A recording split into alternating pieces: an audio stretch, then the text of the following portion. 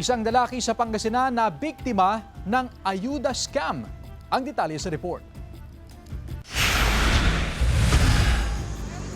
Nabiktima ng ayuda scam ang 54 anyos na lalaki mula sa barangay Kasibong sa Nasinto, Pangasinan. Nakatanggap daw siya ng mensahe mula sa isang kakilala na nagsabing may matatanggap siyang ayuda mula sa DSWD. Akap, ma'am. Parang sunod-sunuran na daw siya, ma'am.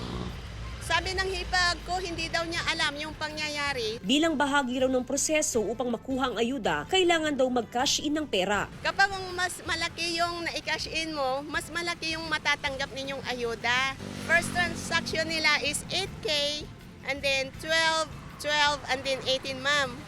So, nung singilin na daw yung hipag ko, ma'am, wala akong maibabay kasi hinihintay ko rin yung ayuda. Umabot daw sa 50,000 pesos ang na-cash in na pera. Pero pagkatapos ito, hindi na makontak ang katransaksyon. Nadiskubre rin daw na nahack pala ang messenger ng kakilala at hindi siya ang mismong kausap nito. Siyempre nakakalungkot yung mga ganun na yung mga kapwa natin Pilipino, kung mga Pilipino man ito, dinadali nila yung mga mahihirap at nangangailangan na. Giit ng DSWD, kailan may hindi sila manghihingi ng pera sa sinumang beneficiary ng anumang government assistance. Hindi rin namamahagi ng pera ang DSWD sa pamamagitan ng cash-in, cash-out system. Pag ganun na ang tuno ng text message sa inyo, sa information sa ating mga kababayan, huwag na kayong maniwala. Panawagan ng DSWD sa publiko sakaling makatanggap ng mga kahinahinalang mensahe, agad itong i-verify sa mga DSWD Satellite Office o di kaya'y magsumbong agad sa DSWD Regional Field Office 1. Kasama si Jing Dakanay, Jasmine Gabriel Galban,